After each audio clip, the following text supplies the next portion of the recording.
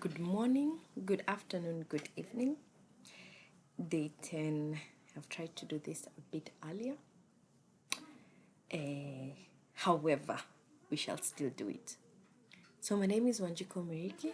I'm a counseling psychologist. I'm based in Kenya. And we are marching on in the month of March as we look about what Proverbs says about narcissistic, abusive, toxic human beings, especially partners. Today is 10th of Proverbs. Today is 10th of March. We'll be looking at Proverbs 10.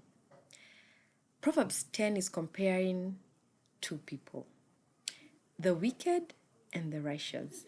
And as we have seen based on the different days, how the wicked are described are toxic, abusive, narcissistic personalities.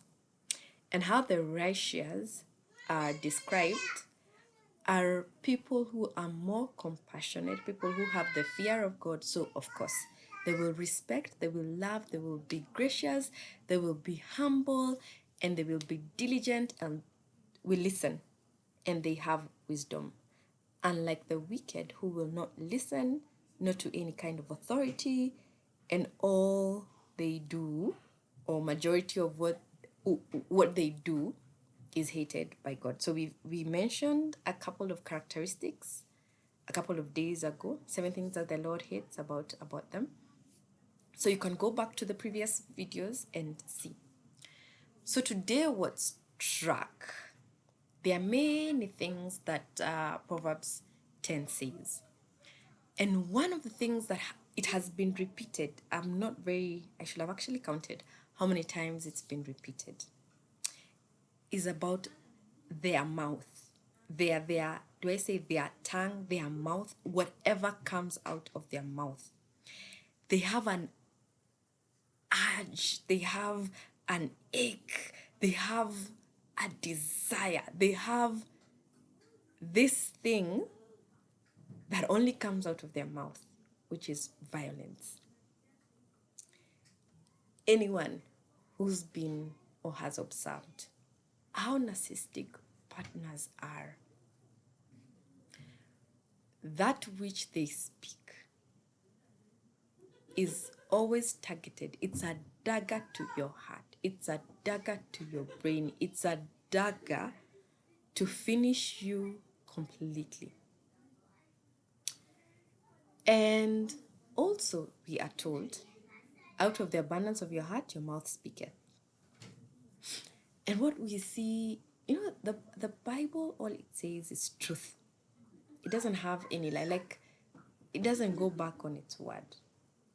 So when you are told, or when it says, the wicked, like, it's just, let me find it. Violence overwhelms their mouth, and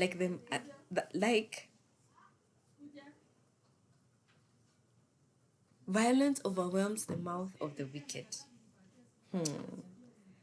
Like, they have verbal diarrhea. A long time ago, we used to be told, you have verbal diarrhea. And what it used to mean is that all you do is just keep yappa, talking. Like, you talk nonstop. Now, in this specific scenario, it's not just about talking nonstop. It's a kind of talk that you have. It's a talk of violence, a talk to hurt, a talk to finish you. Yesterday, I gave you an example of how they'll demean you and the kind of responses that you will get despite trying to ease or cool things. Now, this one has almost nothing to do with you, but it's something that they feel they just want to remove, right? There's going to be ignorance of correction. Yesterday we said, try and correct a mocker. Mockery is what is going to find you. Now, I like how the yesterday and today connects, because it's not just about them mocking, but the fact that there is violence in it. And violence sometimes will not even come as a loud shout from someone. Sometimes we shout because tempers are high, or because you're really trying to express and explain yourself, but the person is not going to listen to you. So in this one is that you will not be shouting at the person, or even the person will not even be shouting at you. They will not be loud. It can be so subtle, but the way it hits you is with so much rage, which is not loud. Like, it's meant to, the point of them speaking, the point of anything that comes out from them is to hurt you. An example can be, this is not really a new hairdo. Let me just give an example myself. But this is what I've managed to do with my hair today.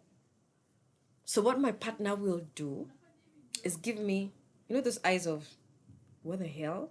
Like, what is that? And there'll be an expression, their facial expression will be of disgust, disgusted with you, disgusted with your hair. And the next thing that will follow is, unakaje. You've thought of everything, and that's the only hairstyle that's the only way you can hold your hair. Mark you, this person is not going to give you anything to make that hair, or is not going to support any kind of hairstyle that you want. However, they will flatter somebody else as long as it's not their partner. On the outside, even if they have hair exactly like mine, exactly like yours, but it's those ones just to make you feel that you look so yuck, right?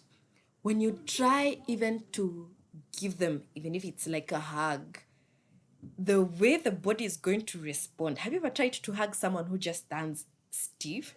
Yet this is your partner.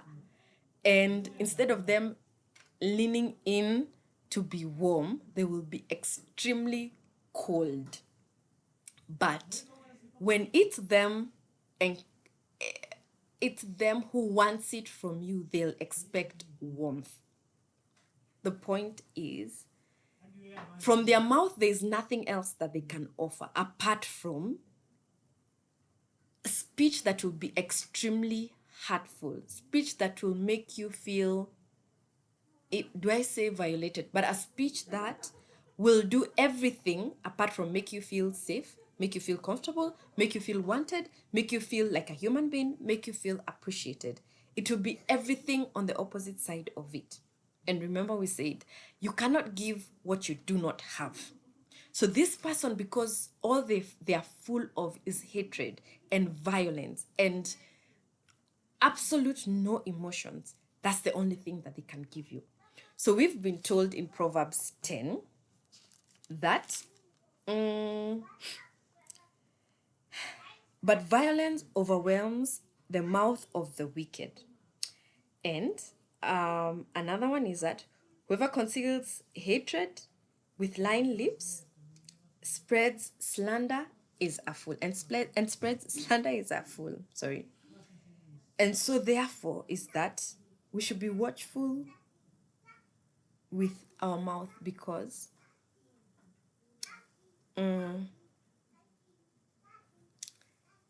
their perverse tongue one day is also going to be silenced.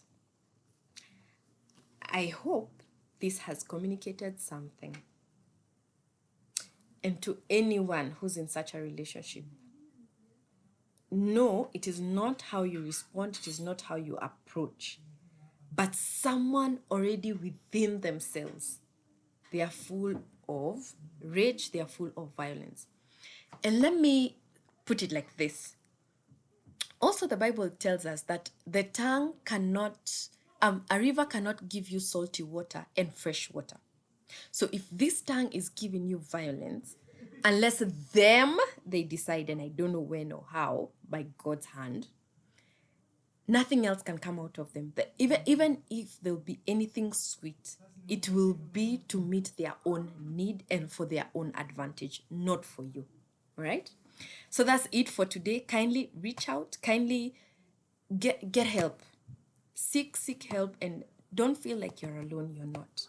So that's it for 10th. We will see you tomorrow, 11th. Have an amazing day, an amazing evening, an amazing afternoon, and you're an amazing human being. Ciao.